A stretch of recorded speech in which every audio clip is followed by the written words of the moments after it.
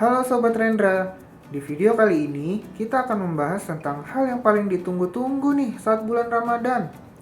Tidak lain dan tidak bukan adalah THR atau tunjangan hari raya.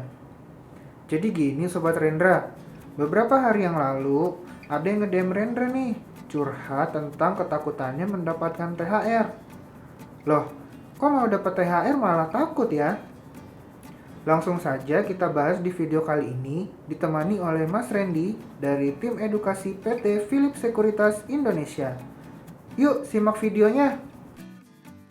Halo Mas Randy, apa kabar? Halo Mas Asa, kabar baik. Mas Asa apa kabar nih? Baik-baik, puasa aman ya Mas? Puasa aman, lancar Alhamdulillah. Semoga lancar terus sampai nanti Lebaran ya, Idul Fitri. Amin, amin. Amin. Kita langsung aja nih Mas ya. Ya. Jadi gini nih Mas, kemarin tuh ada yang curhat sama Rendra di DM. Aku bacain ya. Oke. Jadi dia bilang gini, Min mau curhat, aku sedang bekerja di perusahaan IT. Ini tahun keduaku bekerja. Tahun lalu ketika aku mendapatkan THR, dalam waktu beberapa hari saja, THR-ku langsung ludes. Oke. Ludesnya itu juga untuk hal-hal yang nggak penting sebenarnya. Tuh. Nah terus dia bilang, aku merasa bersalah banget nih kepikiran karena bisa-bisanya langsung habis. Gimana ya solusinya? Oke. Kira-kira Mas Randy boleh nih bantu-bantu untuk ngejawab buat si Mas X ini, sama mungkin ada Sobat Rendra lainnya yang mungkin ada yang merasakan seperti itu juga ya. Merasakan hal yang sama ya? Merasakan hal yang sama. Oke. Monggo Mas. Oke, siap. Terima kasih Mas Asa atas waktu dan kesempatannya. Baik, Sobat Renda, ini sebenarnya hal yang cukup sering terjadi ya, khususnya di kalangan anak muda ya, seperti ini. Nah, ini sebenarnya kita akan membahas tentang istilahnya namanya tuh kalau di perencanaan keuangan adalah budgeting, ya, atau kita membuat budget. Ya, jadi memang ini sebenarnya harus kita lakukan ya, baik itu mingguan maupun bulanan ya, setiap saat gitu ya, supaya nanti pengeluaran kita terkontrol. Nah, apalagi kita sekarang nih di bulan Ramadan ini kita bentar lagi mau mendapatkan THR tadi ya, yang sudah dijelaskan oleh Mas Asa dan juga pertanyaan dari yang bertanya tadi. Nah, kita masuk ke budgeting, atau mungkin kita biar keren sedikit bahasanya adalah THR asset allocation gitu ya, supaya dana THR kita nggak habis nih sebelum Lebaran, kemudian supaya lebih maksimal dan tidak menguap begitu saja. Nah, tadi dari pertanyaan yang tadi sepertinya itu pertanyaan single ya, untuk masih single ya. Sepertinya orangnya masih single. Iya, sepertinya Mas X itu masih single ya. Nah, budgeting atau tadi THR asset allocation ini kita bisa memulainya dengan membuat pos-pos pengeluaran ya, teman-teman Sobat Rendra semua. Pos-pos pengeluarannya apa aja? Nah, ini akan saya jelaskan satu persatu. Nah, yang pertama adalah kita harus membayar yang namanya zakat fitrah atau zakat fitr ini ya. Nah, ini karena merupakan kewajiban bagi seluruh muslim dan muslimat ya, yang menjalankan ibadah puasa untuk nanti di akhir bulan Ramadan itu mengeluarkan yang namanya zakat fitrah atau zakat fitr atau al-fitr. Ya, ini zakat yang tadi diwajibkan oleh setiap lelaki maupun perempuan muslim yang melakukan puasa di bulan Ramadan. Kemudian Nabi Muhammad SAW mewajibkan zakat fitr ini, yaitu besarannya adalah 1 sok ya, kurma atau 1 sok gandum ya, dulu di zaman Rasulullah. Nah, dan tetapi zaman Rasulullah dulu dan sekarang pasti berbeda juga ya, apalagi kita berbeda negara juga. Kalau di kita kan makanan pokoknya itu berupa beras ya, Mas Asa ya. Iya. Mungkin kalau di Timur Tengah itu berupa kurma dan gandum. Nah, di kita itu berupa makanan pokoknya adalah berupa beras. Nah, kita juga bisa zakat fitrah ini dibayarkan menggunakan beras ya, yang beratnya itu sebesar 2,5 kg ya, atau kalau kita mau pakai satuan liter itu adalah 3,5 liter per jiwa ya. Jadi kalau misalnya kita sendiri mau membayarkan zakat fitrah, atau zakat fitr ini, ya kita memberi beras gitu ya ke panitia zakat fitr ini sebesar 3,5 liter beras ya. Atau juga kita bisa menggunakan uang cash ya. Oke. Kita berikan uang cash ya senilai kita sehari-hari konsumsi beras yang harganya berapa per liternya. Ya tinggal kita kali aja dengan 3,5 liter seperti itu. Nah, nanti akan dibelikan beras juga oleh si panitia zakat tadi. Ya, jadi zakat adalah hal yang wajib. Ya, jadi pertama dia di poin pertama. Kemudian pos alokasi aset yang selanjutnya kita bisa masukkan untuk membayar hutang, Mas Asa. Contohnya hutang apa? Contohnya adalah hutang kartu kredit ya misalnya, CC ya, credit card, atau juga mungkin utang di pinjaman online kan memang lagi ngehits ya beberapa tahun belakangan ini kita bisa meminjam dana dari pinjol atau meminjam online. Ya, jadi kita bisa mensisihkan THR kita untuk melunasi utang atau tunggakan yang ada. Ya, khususnya yang sifatnya tidak tetap ya, kadang-kadang kan CC misalnya kita ada beli apa bulan sebelumnya, nah, kemudian kita pakai cicilan, nah itu bisa mengurangi beban cicilan kita kalau kita membayarnya menggunakan THR kita. Ya. Kemudian alokasi atau pos selanjutnya yang bisa kita alokasikan dari dana THR adalah ke investasi atau ke dana darurat nih, Mas Asa. Oke. Ya, jadi kan misalnya kita punya cita-cita ke depannya nanti kita mau beli rumah atau kita mau pergi haji atau kita mau pergi umroh atau kita misalnya ngumpulin buat dana hari tua. Nah, itu kita bisa alokasikan THR ini untuk masuk ke investasi. Atau misalnya kita belum punya dana darurat, Mas Asa. Jadi dana darurat ini sangat penting loh, Mas Asa ya. Kenapa sangat penting? Karena masa depan itu penuh ketidakpastian, Mas Asa.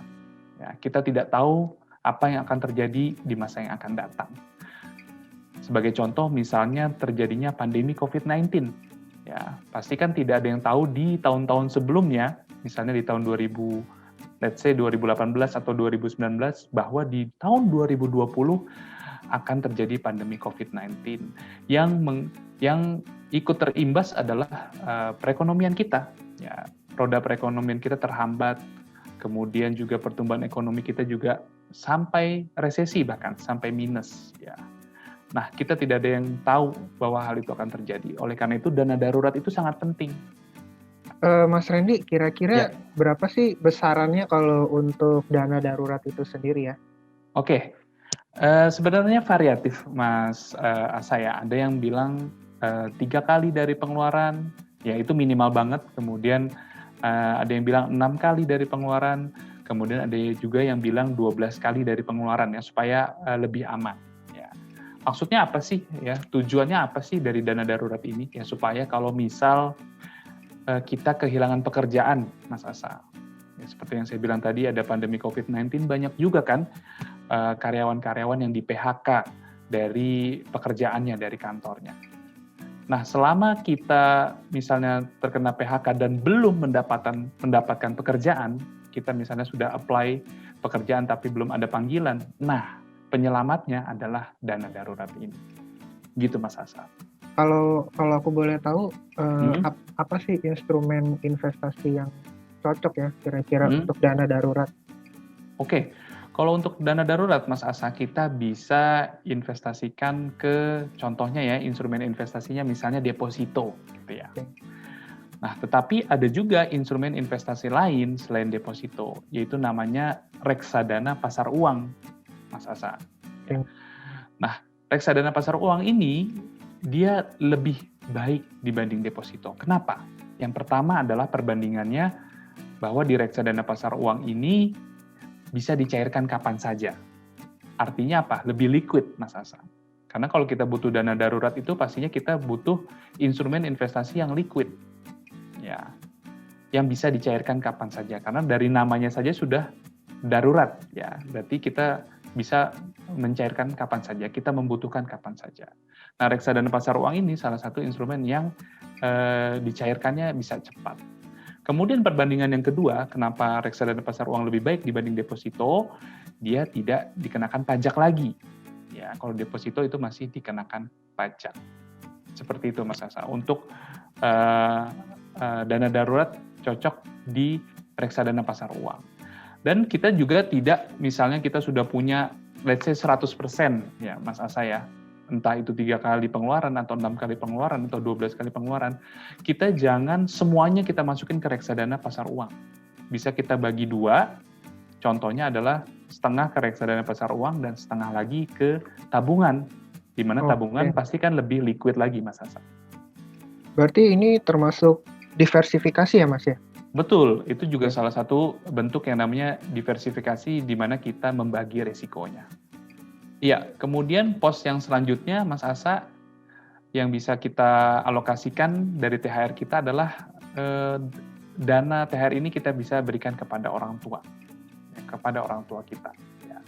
Pastinya kita juga ingin membagi rezeki kita, kebahagiaan kita kepada orang-orang terdekat kita, Mas Asa. Apalagi kepada orang tua kita, ya, yang pastinya sudah mengurus kita sedari kita lahir. Kemudian kita juga bisa alokasikan dana THR kita ke saudara kita. Let's say misalnya kita punya adik, ya, yang misalnya masih sekolah atau belum bekerja, itu kita bisa membagi rezeki kita. Atau misalnya kita sudah punya keponakan, yang sudah punya keponakan Mas Asa. Nah itu juga kan namanya masih kecil-kecil ya, saudara kita sendiri, keponakan kita sendiri, ya kita pastinya ingin juga membagikan kebahagiaan kita kepada mereka. Kemudian, sorry Mas, ya, nanya sedikit potong, sebenarnya ada nggak sih kayak berapa persen gitu yang harus kita kasih ke orang tua atau ke sanak saudara gitu? Oke, untuk besarannya itu sih tidak ada patokan yang pasti ya Mas Asa, ya. Begitu juga di dalam agama Islam gitu ya, tidak ada patokan pasti harus kasih orang tua sekian persen gitu ya. Nah itu balik lagi ke kita mau kasih berapa ke orang tua kita ya. Yang pastinya nanti di akhir nanti saya akan share kira-kira berapa persentase alokasi asetnya yang bisa kita gunakan strateginya. Baik Mas. Oke. Kemudian pos yang selanjutnya Mas Asa, kita bisa alokasikan nih baru ini untuk kebutuhan lebaran, ya, istilahnya untuk hiburan kita lah. Ya. Kebutuhan lebaran sih biasanya apa sih? Ya, biasanya kan kita kayak beli baju baru, ya, pakaian baru, atau misalnya sepatu baru, seperti itu. Ya. Dan juga kebutuhan lebaran yang lainnya adalah kita misalnya mau masak-masak, Mas Asa. Ya. Misalnya kita bikin masakan itu seperti let's say contoh misalnya opor, ketupat, itu kan pasti membutuhkan dana juga. Jadi jangan lupa untuk mengalokasikan ke hiburan dan kebutuhan lebaran tadi. Lapar Mas jadinya. Jadinya lapar ya, oke. Maaf ya. Kemudian, nah ini yang terakhir nih, untuk yang masih single, biasanya banyak yang tergoda ini nih, Mas Asa. Dan apa tuh Mas? Memang banyak promo-promonya biasanya, yaitu belanja online Mas Asa. Iya. Ya, jadi ada baiknya kita kurangi nih belanja online kita Mas Asa, karena banyak promo-promo atau sale yang menggoda kan. Bukannya nggak boleh Mas Asa, bukannya tidak boleh, tetapi kita gunakan metode belanja online ini, prinsipnya harus belanja cerdas namanya. Wah, gimana tuh Mas belanja cerdas tuh? Jadi kita memperhatikan apakah barang yang kita beli ini merupakan kebutuhan atau itu keinginan. Ya, jadi kita bedakan Mas Asa antara kita bedakan antara wants ya dan needs ya. Antara keinginan dan juga kebutuhan. Mana yang harus kita prioritaskan terlebih dahulu ya. Nah, nanti kita bisa memanfaatkan diskon atau promosi yang ada. Nah, sebenarnya promo atau diskon ini juga memang mempunyai efek seperti nanti kita akan meremehkan gitu loh, Mas Asa. Kita meremehkan, harganya murah kok, promo, sale, gitu. Tetapi nanti itu membuat kita secara tidak sadar ya kita sudah membeli banyak barang dan di ujungnya malah pengeluaran kita akan jadi membengkak. Seperti itu, Mas Iya Asa. sih. Memang harus bijak ya. Sebenarnya ini terjadi juga sih sama aku nih Mas. Oh, kayak pengen nih murah nih, diskon nih, beli. Iya. Tapi ujung-ujungnya ternyata nggak dipakai juga gitu. Iya, malah jadi percuma gitu kan ya. Iya, jadinya rugi aja. Betul. Nah, mungkin itu mindset yang harus kita ubah sih, Mas Asa. Kita harus bedakan antara tadi wants kita, keinginan kita, atau needs kita, kebutuhan kita. Oke. Ini ya, itu aja Mas ya. Ada berapa tadi? 6 ya kalau nggak salah ya? Iya, betul Mas Asa. Ada Itu ada 6. Dengan Apa contoh aja tadi? kasus Pertama? misalnya tadi, yang pertama adalah zakat fitr. Ya, Oke. zakat fitrah, zakat al-fitr itu wajib. Nah, Wajib. jadi memang itu harus segala sesuatu yang wajib itu harus kita alokasikan di awal. Ya, jangan kita sisakan karena besarannya itu sudah ditentukan. Kemudian yang kedua adalah bayar hutang. utang.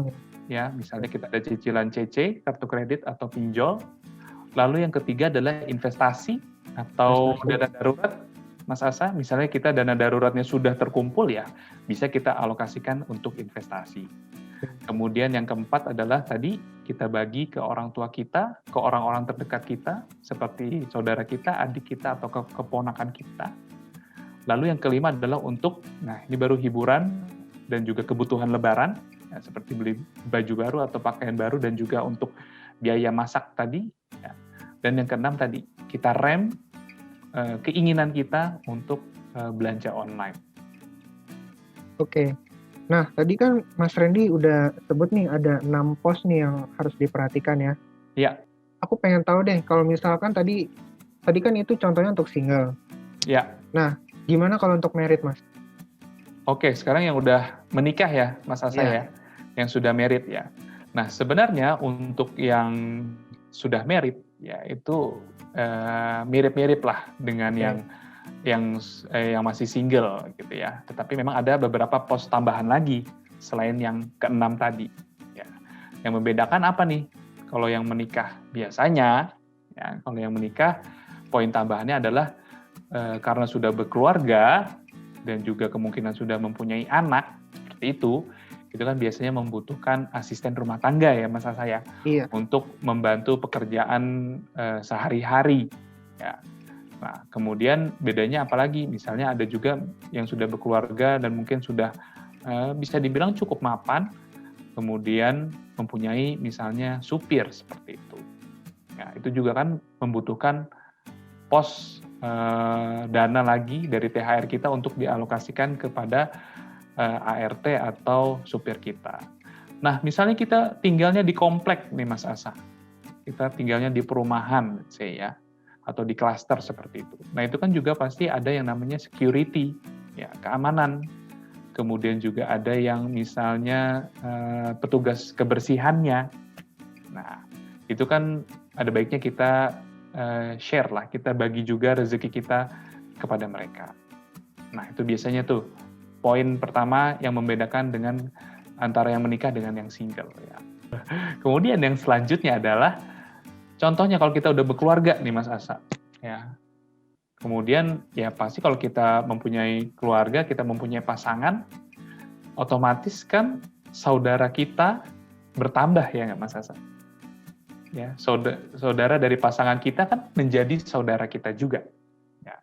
Nah misalnya saudara dari pasangan kita, atau misalnya saudara kita pun tinggal di kota yang berbeda dengan kita.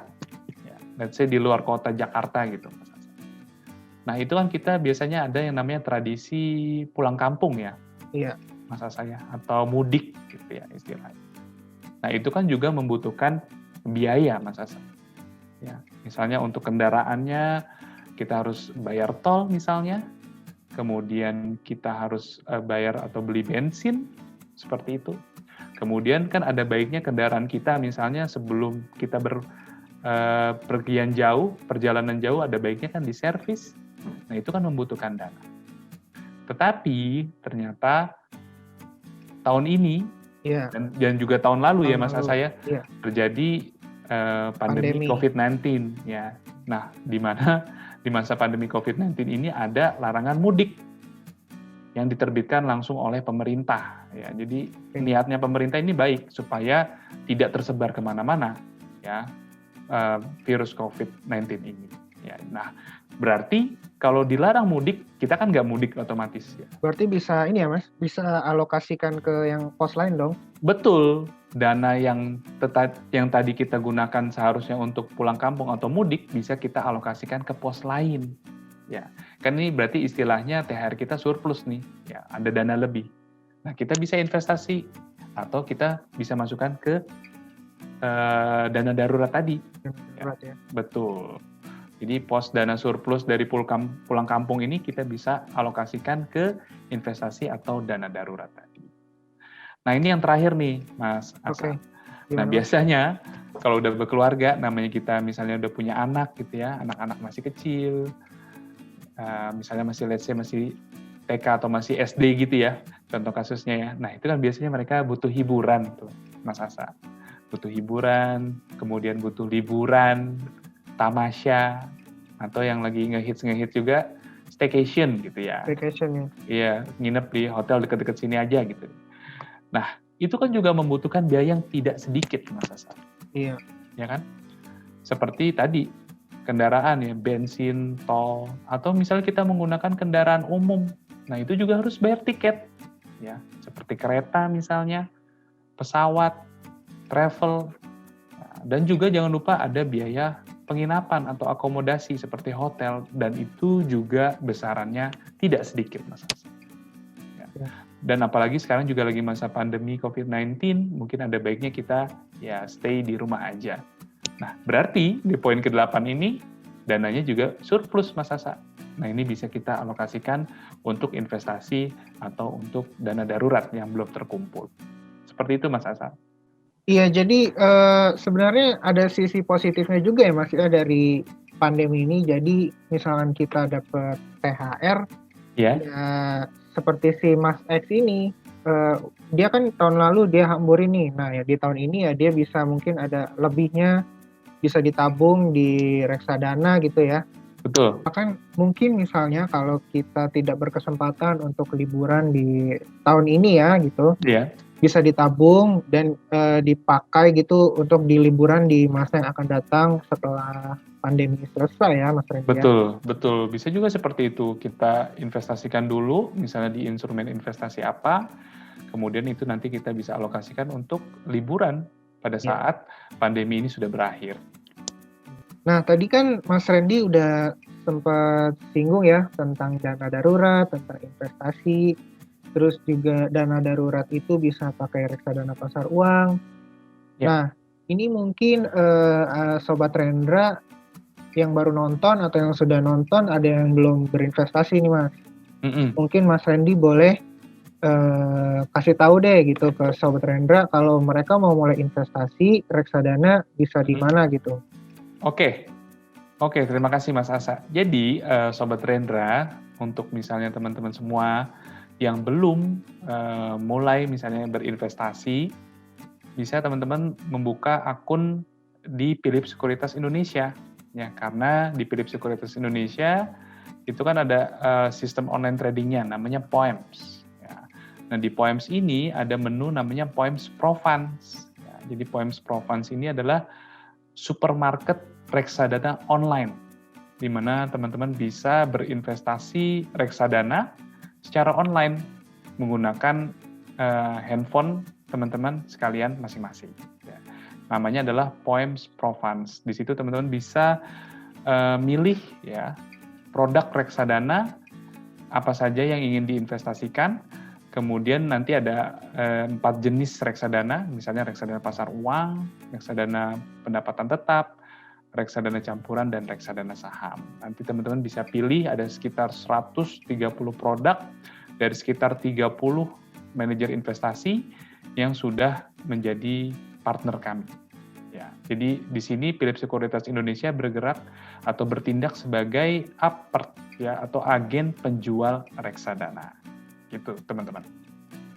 Oke, jadi untuk teman-teman semua yang ingin mulai berinvestasi reksadana, boleh coba Poems Pro Funds dari Philips Sekuritas Indonesia. Mungkin nanti linknya aku taruh di deskripsi ya di bawah. Oke. Gitu.